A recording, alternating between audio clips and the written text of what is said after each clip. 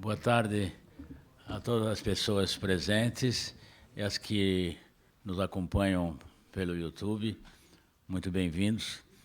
Hoje temos a alegria e a honra de termos como conferencista o presidente da ABL, presidente desta casa. Então, muito bem-vindo, professor mestre Merval. Merval Pereira, como todos conhecem, né? Mas, enfim, no protocolo, eu vou ler um resumo do seu currículo. Merval, então, é atual presidente da Academia Brasileira de Letras, é jornalista, colunista político do jornal O Globo, da Globo News e da rádio CBN. Em 2009, ganhou o prêmio Maria Morse Cabot, da Universidade de Colômbia, de excelência jornalística, a mais importante premiação internacional do jornalismo das Américas. Vencedor do Prêmio ESSO de Jornalismo, foi Media Leader do Fórum Econômico Mundial, em Davos, e tem curso de especialização em Política Internacional na Universidade de Stanford. É membro da Academia Brasileira de Filosofia e da Academia das Ciências de Lisboa. Então, Merval Pereira, um prazer, uma honra, muito obrigado pela presença aqui hoje. Com a palavra, por favor. Boa tarde a todos, boa tarde a quem está nos acompanhando pelo YouTube. Bom, o título do ciclo, que é Pensar, no caso da política, você pensar sobre política, você pode pensar em dois planos. Existe a política na filosofia, a política filosófica, que é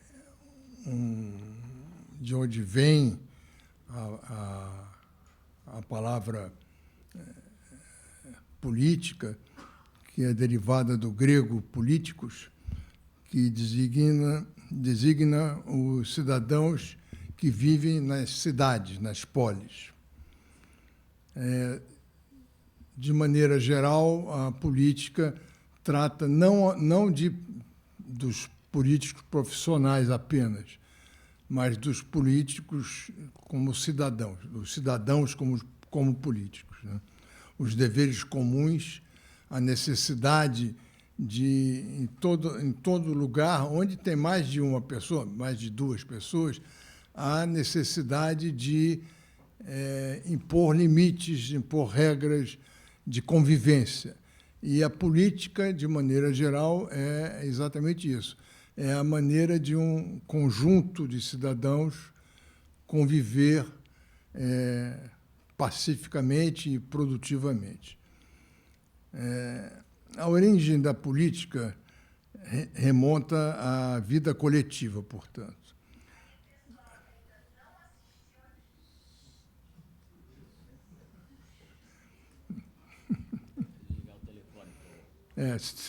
Desligar o telefone melhora.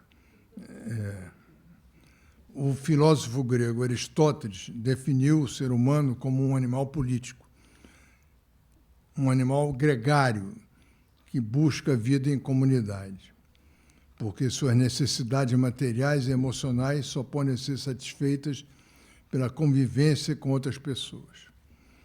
Aristóteles foi um dos primeiros a explicar o conceito de política, num livro que tem esse nome.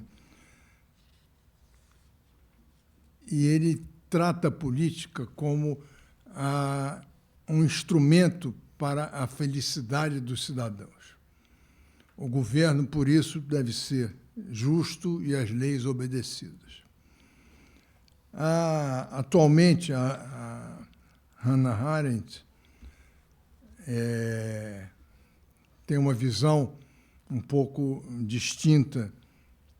Ela não considera que que o homem seja um animal político.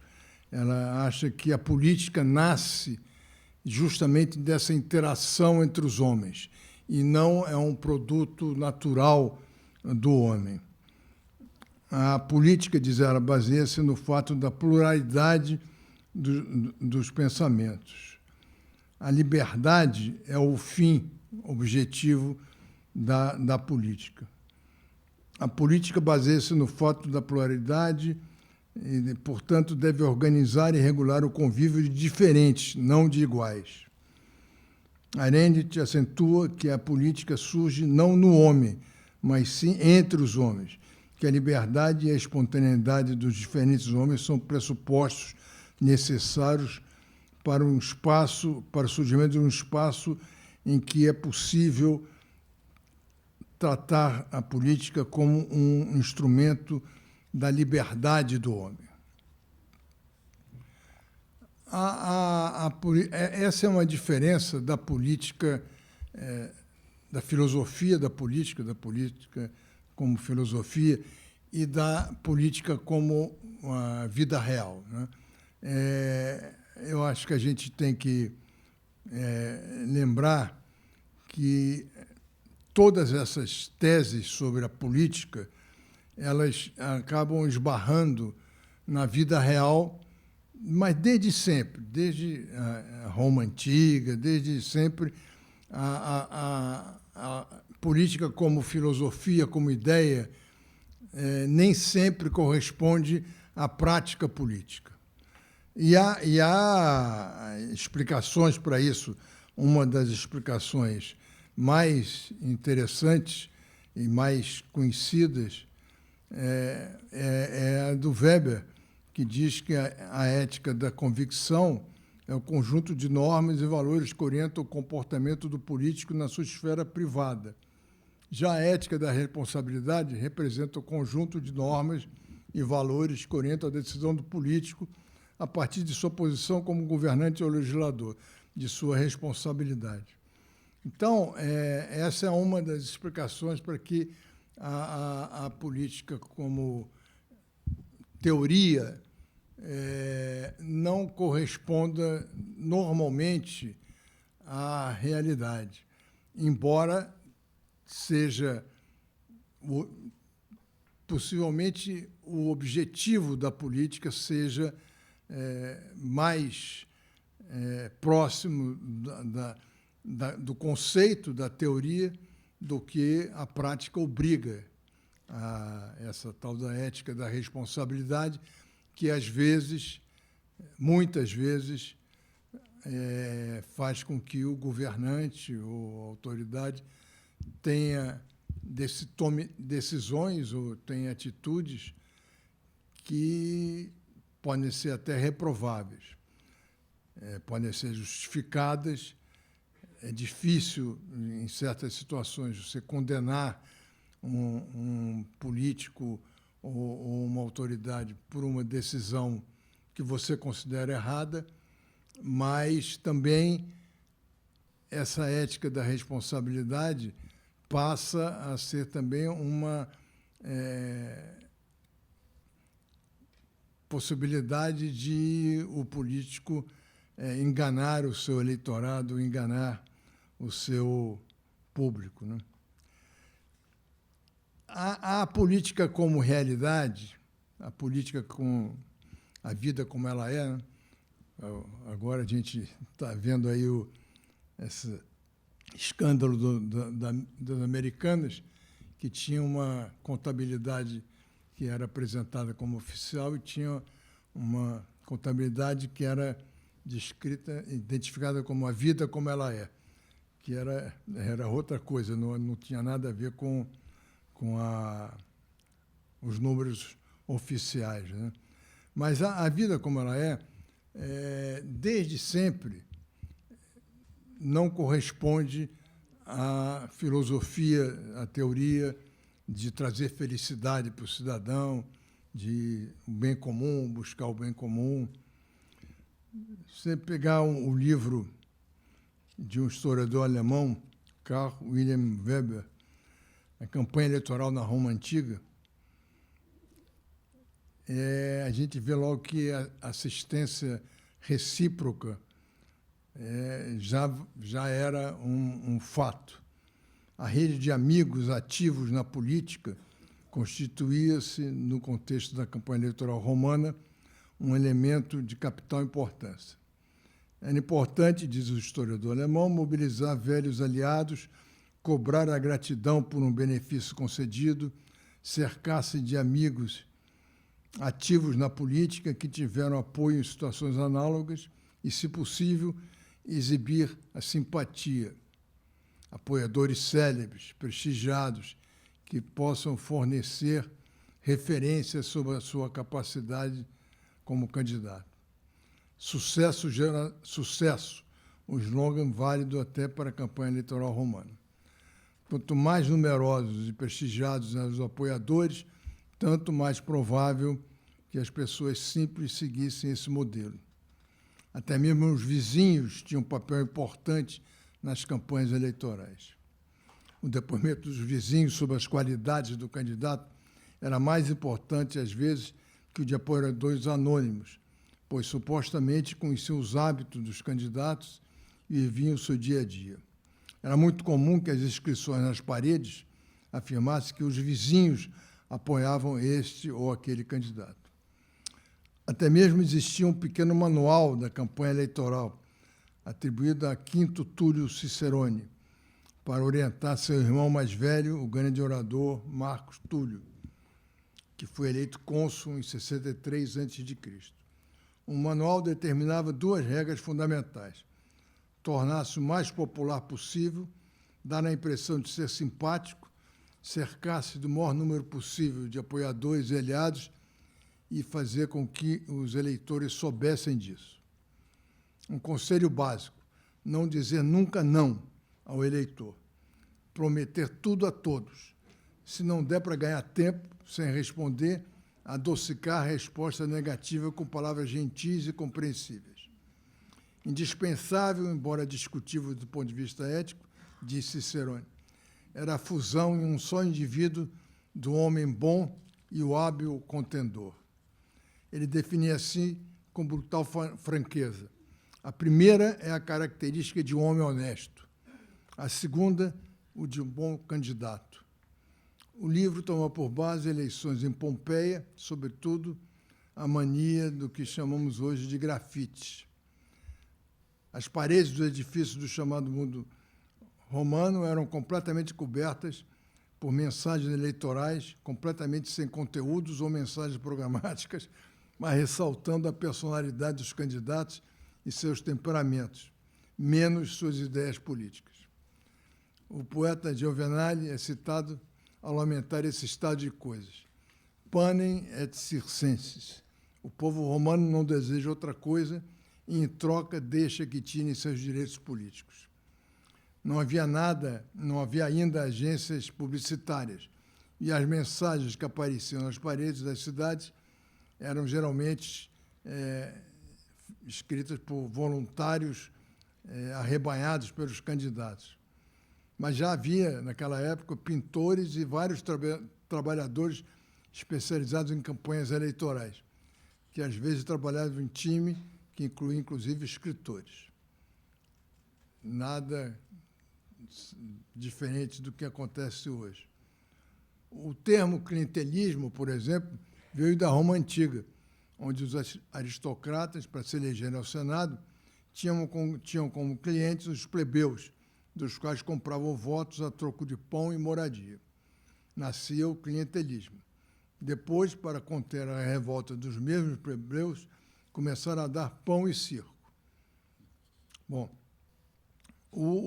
essa questão toda da política como prática e política como teoria como a gente viu, uma questão permanente, né, da nossa cultura política. E, nos dias de hoje, nós temos, eu não diria que temos um mundo político no Brasil pior do que todo sempre, mas que vem piorando a cada legislatura, vem dando razão ao velho Ulisses Guimarães, que dizia que quem não gostava do atual Congresso que esperasse o próximo. É que nem aquele negócio do barítono, né? Vaiado, espera que venha aí o soprano, sei lá quem. Mas, de qualquer maneira, a gente tem que constatar que já houve momentos na política brasileira e no mundo, porque o mundo também está muito conturbado, muito de cabeça para baixo, né? A gente vai conversar um pouquinho sobre o que está acontecendo no mundo hoje, mas no Brasil a gente já teve tempos melhores. Eu me lembro que quando comecei a política, entrou na minha vida mais ou menos por acaso. Eu trabalhava no Globo, tinha acabado de ser contratado, tinha 20 anos, alguma coisa parecida com isso. E aí um dia o Evandro Carlos de Andrade, que era o diretor de redação, me chamou na sala dele e começou a conversar comigo sobre futebol. O Evandro gostava muito de futebol, eu também. Ele já tinha escrito no Diário Carioca sobre futebol. Aí ele me perguntou se eu achava que todo juiz era ladrão. Eu disse que sim, porque no fim de semana eu achava que o Fluminense tinha sido roubado num jogo. E como eu tinha 20 anos, tal, eu achei que podia dizer. Aí ele riu e disse, que isso, não é assim e tal, tal.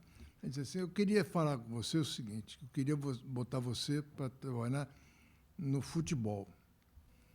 Porque o futebol é a vida, está ali. Você vai aprender muito da relação das pessoas e vai aprender, sobretudo, sobre política. Porque o futebol, a política no futebol é uma coisa fundamental. Então, você vai aprender política. Quando você for cobrir política, você já está acostumado com essa coisa. Anos depois, eu fui para Brasília, e é interessante porque era ditadura militar. O governo Geisel estava chegando, e chegando com uma proposta de abertura política. E foram, nos jornais todos, pedir para os jornais renovarem seus repórteres, porque em Brasília, como não acontecia nada há anos, era tudo... não tinha política na prática, né?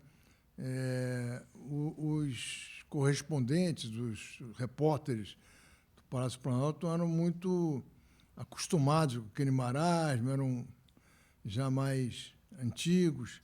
Então, eles pediam o Golbery, que conversou, Humberto Barreto, para mandar gente jovem, que tivesse com vontade de acompanhar um movimento histórico que ia acontecer, abertura política e tal. E aí me mandaram para Brasília. Eu nunca tinha imaginado cobrir política, e ainda muito menos na ditadura, né? Agora, foi um tempo muito interessante para mim, muito interessante, porque, ao contrário do que eu imaginava, fazia-se política todo dia. Nós tínhamos grandes políticos, a começar, citar o doutor Ulisses, que eu já citei aqui, mas o Petrônio Portela, Tali Ramalho, tinha gente de altíssimo nível. E também na Arena tinha gente de muita qualificação. E dentro do Palácio, eu fui cobrir o Palácio do Planalto. Dentro do Palácio do Planalto tinha política 24 horas por dia, porque era o grupo do Geisel, Golbery, querendo abrir. E tinha a linha dura dentro do Palácio. O Hugo Abreu, General Hugo Abreu, que era o chefe de gabinete militar, era um representante da linha dura que se viu, em algum momento, possível candidato a sucessão do Geisel e se arvorou a político, a coordenador político da oposição. Então, a ditadura não impedia que a gente passasse o dia inteiro ouvindo fofoca de um lado e de outro, um grupo político militar contra o outro, o tempo inteiro. A gente não podia, até um determinado momento, escrever, porque ainda existia censura e, embora estivesse abrindo aos poucos, era uma situação difícil. Mas a gente fazia relatórios diários para a direção do jornal, mostrando o que estava acontecendo nos bastidores e tal. Eu acabei escrevendo um livro com base nesse relatório, que era a Segunda Guerra, a sucessão do Geisel, eu e o André Gustavo. Porque era assim que eles tinham um código, né? O militar gosta dessas coisas misteriosas, né? Então, eles diziam que a sucessão do Geisel era a Segunda Guerra Mundial, que a Primeira Guerra Mundial tinha sido a do Castelo, fazer o Castelo presidente. E aí ganharam a Primeira Guerra, perderam depois e estavam voltando para a Segunda Guerra para ganhar. Então, era interessantíssimo, fora o aspecto de, como cidadão, você saber que estava num país que aconteciam coisas inacreditáveis, a gente podia conversar. Eu conversava muito com o Heitor Ferreira e com o Humberto Barreto, inclusive sobre coisas que eu sabia, censuras e perseguição. Então, e eles, como eles queriam vender a ideia de que eles estavam do lado da abertura, do lado de quem queria o fim da ditadura e tal, eles aceitavam a conversa, não eram refratários a essas conversas, embora negassem, desmentissem, fizessem coisas, mas era uma conversa. Quando mataram o Herzog, por exemplo, eu soube cedíssimo pelo Humberto Barreto, que ficou apavorado, disse: o Geisel está alucinado, mataram um jornalista. Então foi um tempo muito interessante, muito bom para o jornalismo naquele momento, porque a gente, acompanhando a abertura política, a gente foi ampliando os espaços aos poucos e, no final, a gente já estava praticamente liberado.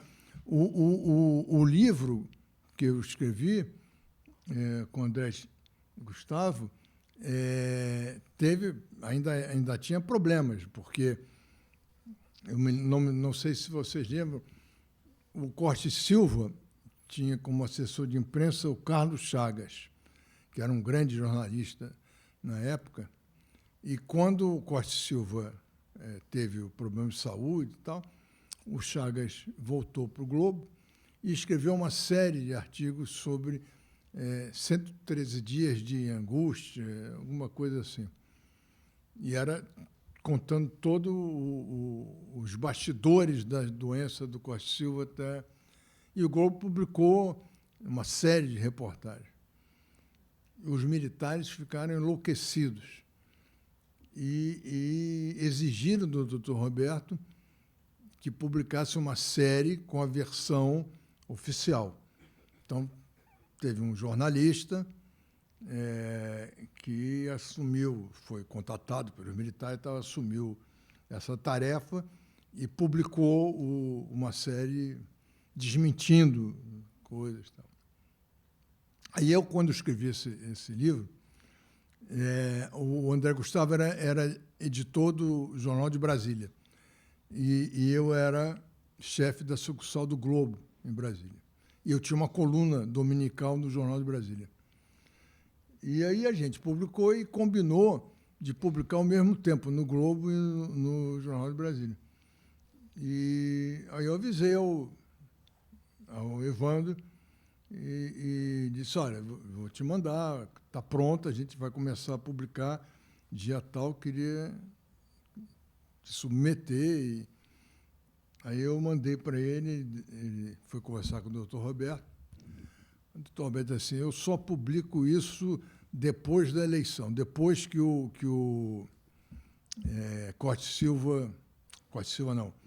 o Figueiredo assumir, porque isso vai dar uma confusão danada e eu não quero que isso atrapalhe. Eu digo, olha, não vai dar, porque o Jornal de Brasília vai publicar, então eu não tenho como impedir o Jornal de Brasília de publicar.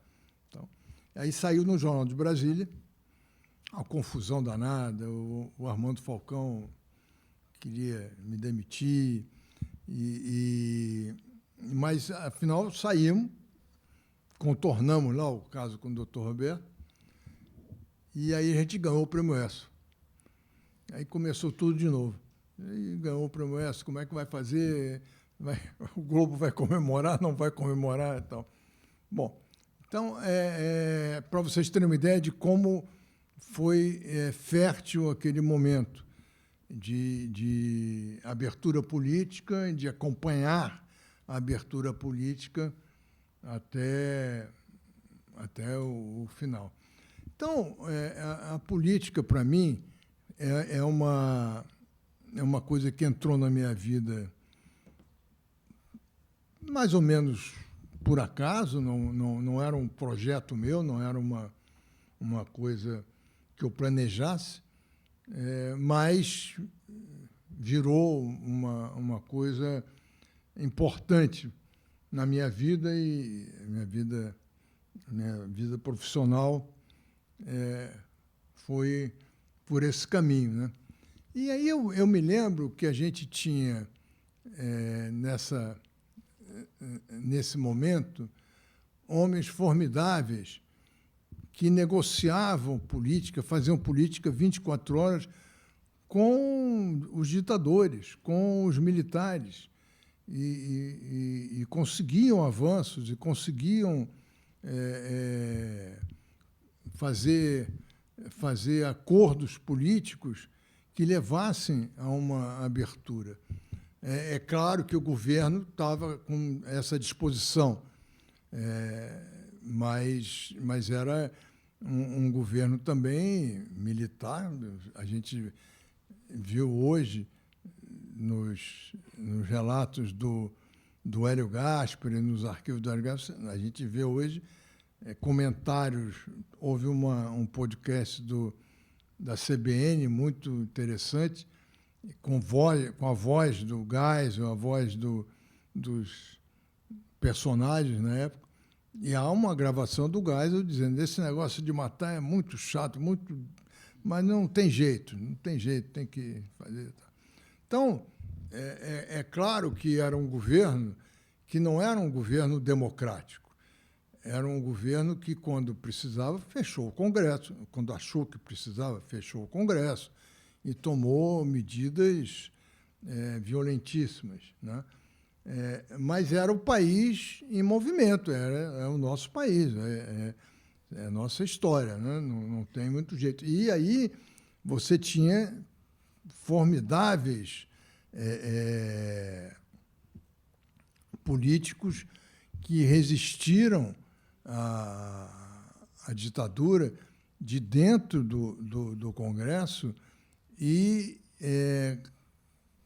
caminhando sempre para frente.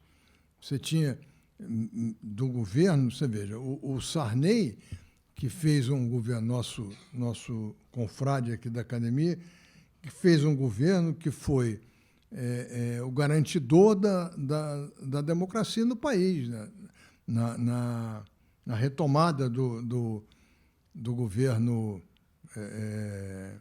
democrático. O Sarney foi fundamental para a decisão do Sarney de romper com o governo e aderir à candidatura do Tancredo Neves. Foi, naquele momento, uma atitude política das mais corajosas que se podia ter. Ele foi armado para a reunião da Arena, onde ele ia se enfrentar com o Maluf, né? O Tancredo foi um gênio político. Uma das histórias que mais me ensinaram sobre política foi com ele. No dia seguinte do atentado ao Rio Centro, eu fazia uma coluna política no Globo, que não era assinada, e viajava para Brasília toda segunda-feira, e voltava, vida de deputado, e voltava na sexta. Aí peguei um avião, sentei ao lado do Tancredo, que estava indo para Brasília também, tinha passado o fim de semana no Rio. Aí ficamos conversando. Aí ele disse: esse governador Chagas Freitas é um homem corajoso. Eu digo: é mesmo? O que eu disse? Ele me mostrou as provas de que havia uma segunda bomba no Puma.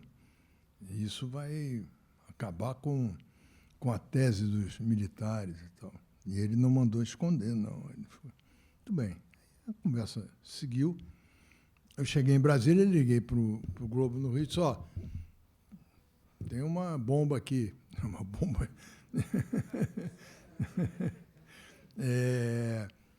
Contei o que tinha acontecido. Aí o Milton Coelho, que era o editor-chefe, disse assim: pô, espetacular, é manchete e tal. Volta lá e pega mais informações. Eu digo: eu viajei 1h30 com o cara. Não tem, ele não vai dizer, não, vai lá. Tá. Aí eu cheguei, estava o Tancredo numa roda, assim, no gabinete dele. Eu dei um jeito de chegar perto, puxei ele para um canto e disse: senador, estava querendo mais detalhes da segunda bomba no carro. Aí ele olhou para mim e disse assim: ah, você também ouviu falar disso, meu filho?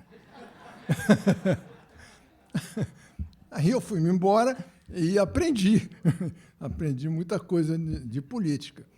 Então, a gente tinha grandes políticos. O Marco Maciel, outro colega nosso aqui, foi um grande presidente da Câmara e muito cioso da democracia. Então, naquela época, a gente tinha políticos de qualidade, a gente tinha políticos de alta qualidade. E, infelizmente, a volta à democracia não correspondeu a uma melhora do nível dos nossos políticos. Ao contrário, dizia-se há anos atrás, o Darcy Ribeiro, outro dos nossos confrades, dizia que o Senado era o céu na terra. Você ia para lá, ficava 8 anos, que era um céu. Hoje em dia, o Senado era uma coisa selecionadíssima. Hoje em dia, o Romário é senador, não é? O Cajuru é senador, e por aí vai. Então, uma coisa que era de uma elite passou a ser uma coisa banal, uma coisa de qualquer um pode... Tinha gente que nem sonhava ser senador, se contentava em ficar deputado federal e tal, porque achava que era demais para ele. Agora, todo mundo acha que tem possibilidade de ser, e é. E o problema é esse. Então, eu acho que nós, no país, o país empobreceu e o país retrocedeu. Retrocedeu.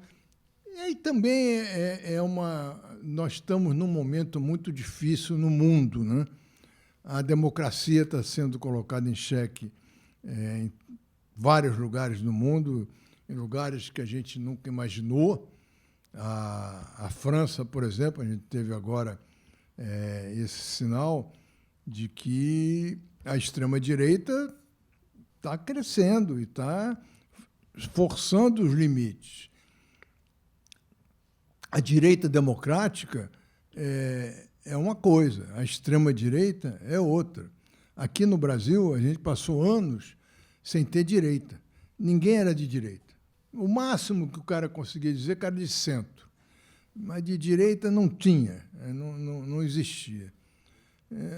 Hoje, a gente está vendo que não era bem assim e o Bolsonaro destampou essa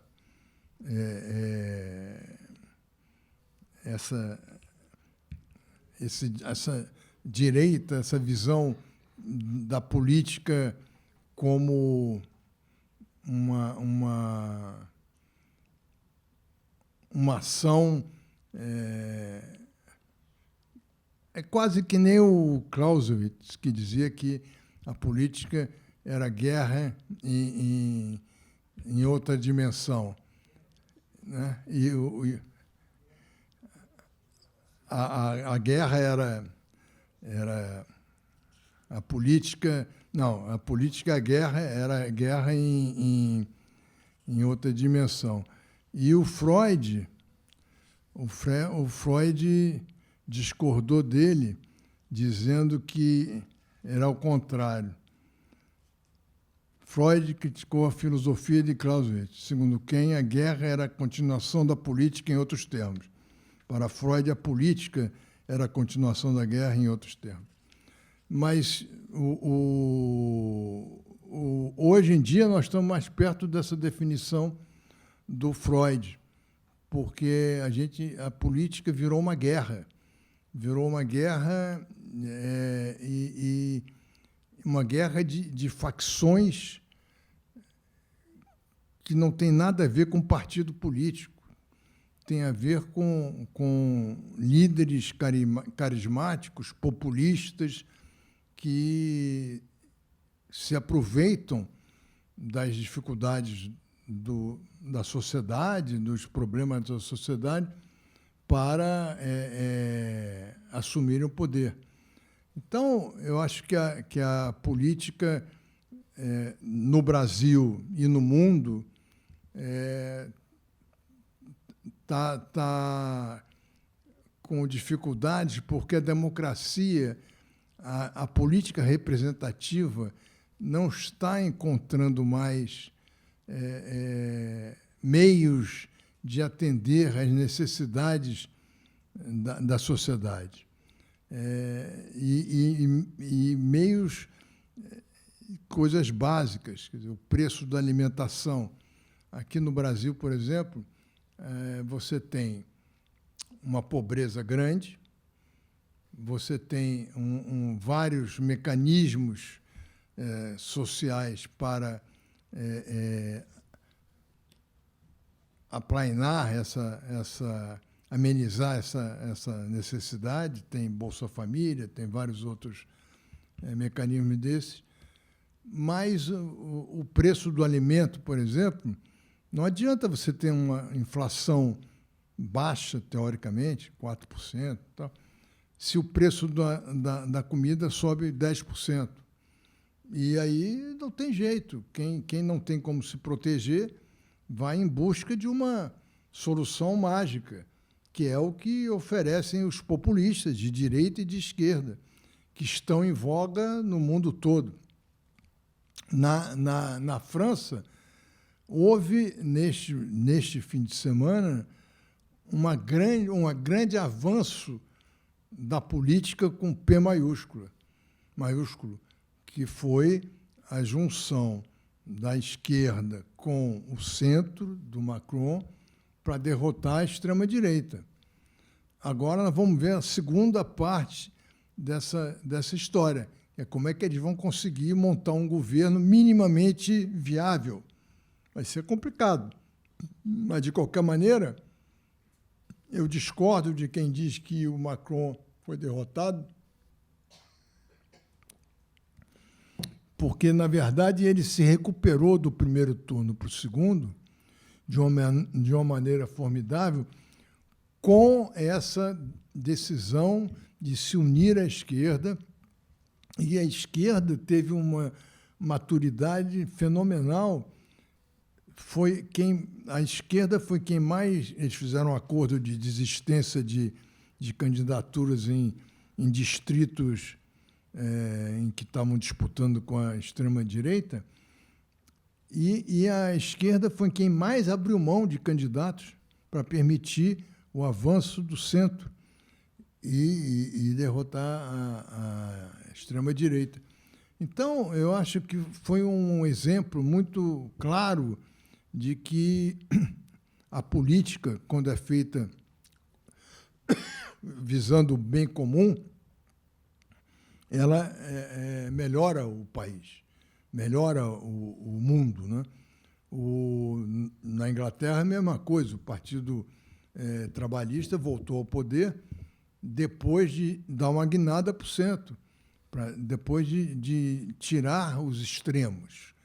E aí, a partir daí, você pode ser governado pela esquerda, pela direita, pelo centro, não faz mal.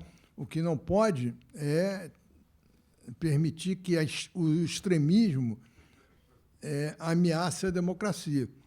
E isso é o que está em disputa no mundo atual.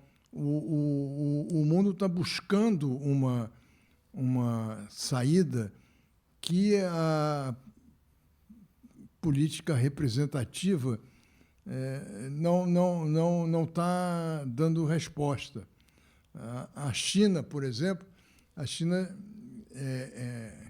quer convencer o mundo de que é mais democrática do que o Ocidente.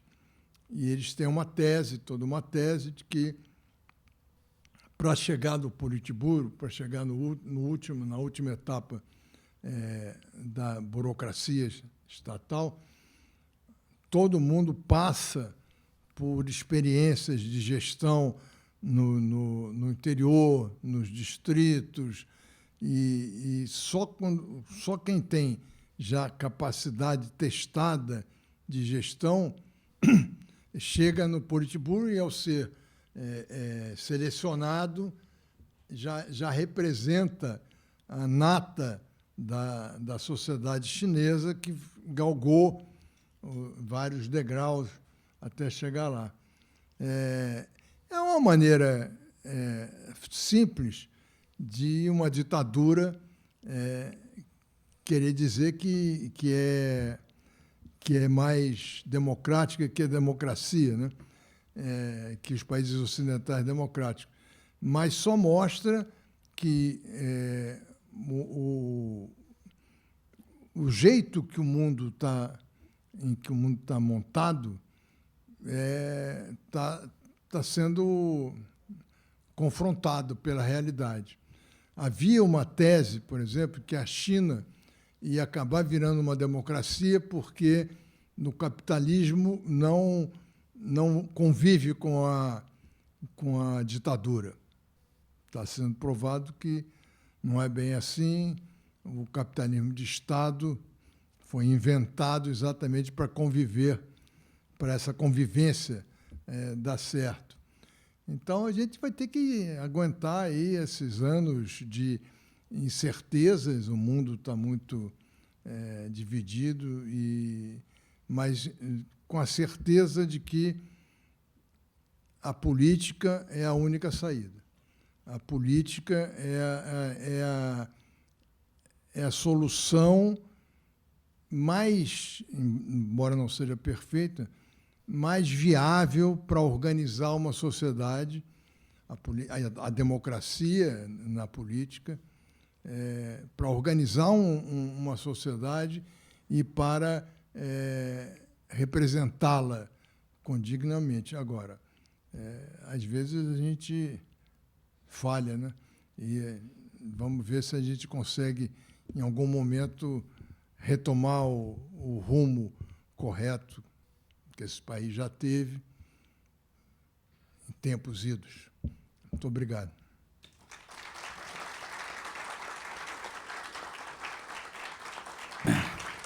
Muito obrigado, Merval Pereira.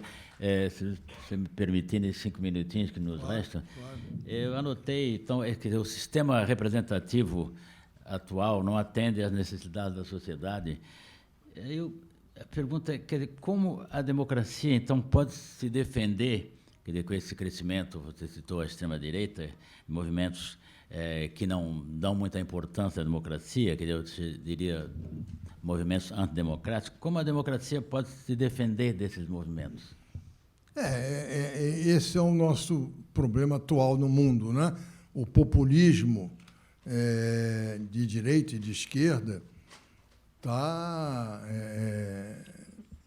muito forte, né? No mundo, não é só no Brasil. No Brasil, a gente, depois da redemocratização, nós nunca mais deixamos de eleger governos populistas.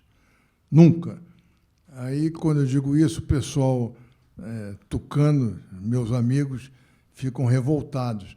O problema não é esse, não é que o Plano Real tenha sido feito para eleger o Fernando Henrique. Agora, o Plano Real mexeu com o bolso do cidadão. E no que mexeu no bolso do cidadão, levou o Fernando Henrique, que não sabia nem se ia ser deputado federal, porque não sabia se tinha voto, levou ele à presidência da República. As pessoas, eu nunca esqueço, andavam com nota do real, balançando o Fernando Henrique, passando, e eles com nota de real. É uma coisa impressionante. Então, a gente elegeu Collor na redemocratização populista. Depois houve o Plano Real, depois Lula, populista, Dilma, populista, bom, depois o Temer, que não foi eleito, assumiu, e Bolsonaro. É uma sequência que mostra, e não é nem de esquerda nem de direita, são as duas, né? Então, você mostra o Collor de direita, Bolsonaro de direita, Lula e Dilma de esquerda, e você mostra isso, que o país vai atrás do sonho. Quem oferece uma expectativa de futuro colhe votos, mesmo que essa expectativa não se dê. Então, essa é uma dificuldade, e no mundo inteiro está assim. No mundo inteiro, na França mesmo, o Mélenchon está prometendo aumento do salário mínimo, fim da reforma previdenciária. Vai ter que negociar lá com o Macron, vai ser difícil o Macron admitir, retirar da Assembleia Francesa uma reforma que ele lutou por ela e teve que impor na Assembleia, né? Como é que ele vai abrir mão disso? Não sei como é que eles vão se virar, mas eu acho que o mundo está muito num momento de crise, e a democracia está sendo fortemente ameaçada por essa crise. E aí você tem 1000 populistas de direita e de esquerda, ditadores, que surgem como salvadores da pátria, né? Que é esse o grande perigo. Muito obrigado, Merval. Mais uma vez, eu passo aqui o assinado pelo coordenador-geral do ciclo de conferência de 2024, o acadêmico Antônio Carlos Tequim, o certificado que não é assinado pelo presidente. Também queria relembrar dos próximos eventos. A mesa redonda, comemorações sobre os 500 anos de nascimento de Camões, com o título Camões, Pretidão de Amor, na quinta-feira 11, na próxima, daqui a 2 dias, então, né? 17h30, com a coordenação do acadêmico Antônio Carlos Sequim e a conferencista é Rita Marnotto. Continuando o ciclo de conferências Pensar, na terça-feira, então, próxima, dia 16/7, horário 16 horas, teremos a inteligência artificial, coordenação, sou eu o coordenador, e o conferencista será Pedro Doria. Então, muito obrigado mais uma vez pela presença de todos e todas. Obrigado.